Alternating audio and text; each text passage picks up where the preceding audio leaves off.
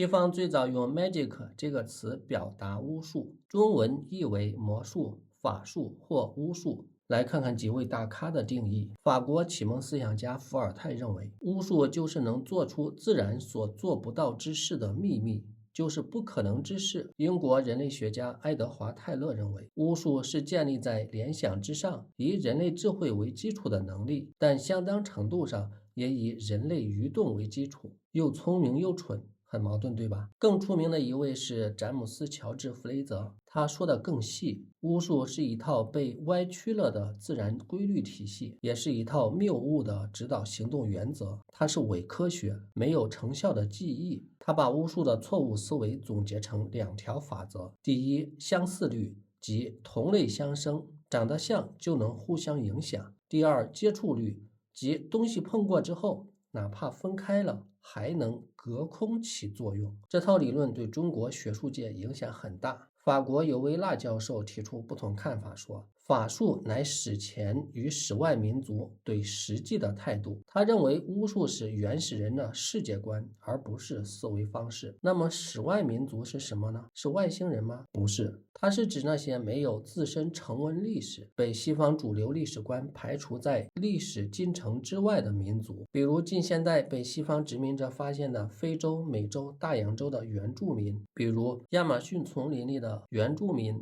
西方学者认为，这些原住民虽然存在于地球上，但他们并没有参与到社会发展和文明进步的历史进程中，所以是史外民族。显然，这种观点本质上是以西方历史为中心的排他化，是他者化的表达，是一种学术上的傲慢与偏见，已经被广为批判了。但是不管西方学者认为巫术是用联想来进行的，还是一种错误的思维方式，还是原始人的世界观，正如奥地利的弗洛伊德认为的那样，他们只是描述了巫术实施时的过程，而无法解释魔法的真正本质。也就是说，为什么经由心理作用能够将自然定律做错误的了解，所以一定还有某种启动的因素存在。弗洛伊德对泰勒等人的批评是，认为他们只是描述了巫术的思维过程，也就是如何操作的，却没有回答一个更根本的问题，那就是为什么全人类都会普遍地顽固地产生这种错误呢？驱动这种思维的启动因素是什么？弗洛伊德从心理和精神分析方面似乎认为，当全人类都普遍地顽固地产生这种错误时，有没有可能这根本不是错误，而应该是正确呢？当然，弗洛伊德并没有给出巫术的定义，他似乎认为导致全人类都犯错误的启动因素在于人的潜意识与本能。比如，人的潜意识会扭曲我们对现实的感知和思考，而个体心理发育早期，也就是婴儿期的全能感，是巫术得以产生的物质基础。婴儿期的全能感是指婴儿早期的我一动念头，世界就应该按照我的念头而运转的心理，这是今天的发展心理学的基础。但把婴儿期的全能感夸张或腐秽为驱动巫术产生的因素，则是早已被学术界批判和扬弃的了。在我国，学者对巫术的定义也差不多，有的说中国人叫做法、法术，有的把通过击法鼓、跳绳舞等方法驱使鬼神，并以歌唱的形式传通鬼神的意志，替人治病、占卜、消灾、降福的活动称为巫术。展银新认为，巫术是在原始思维方式指导下产生的，旨在控制事物的发生、发展和变化结果的人类行为。巫术在大多数情况下是一种社会性的行为，往往成为一种传统习俗，从而使人们对它产生盲目的信从。这种盲目信从的巫术行为有可能不再借助当事人个人的逻辑思维，仅仅是一种习俗或信仰的履行而已。在这个定义里，展银新特别指出了其中原始思维指的是有别于文明思维的一种思维方式，它的常见表现形式就是不依赖实验，而是凭借从有限经验所产生的联想建立起来的错误的推理，并把这种错误推理当作可靠的经验。听懂了这个定定义吗？不懂没关系，只要记住一句话就对了，那就是凡是正确的认识及其应用就是科学技术，反之则是宗教巫术。在这个问题上可以一刀切，不是科学的就是巫术的。从这个意义上说，我们普通人和巫术的关系是近的可怕。只要你产生过一种不科学的错误思维和认知，你就是在制造和传播巫术。真相就是这么冷酷，并且原始思维并不是指原始人的思维，而是指一切不科学的思维方式。所以哪怕你是现代人，但一定也有原始思维。比如生病了不想着看医生，先想是不是昨晚撞到了什么，恭喜你，巫术思维上线了。那么古人是怎么用巫术看待疾病的呢？下一集我们看看病入膏肓背后的恶鬼论。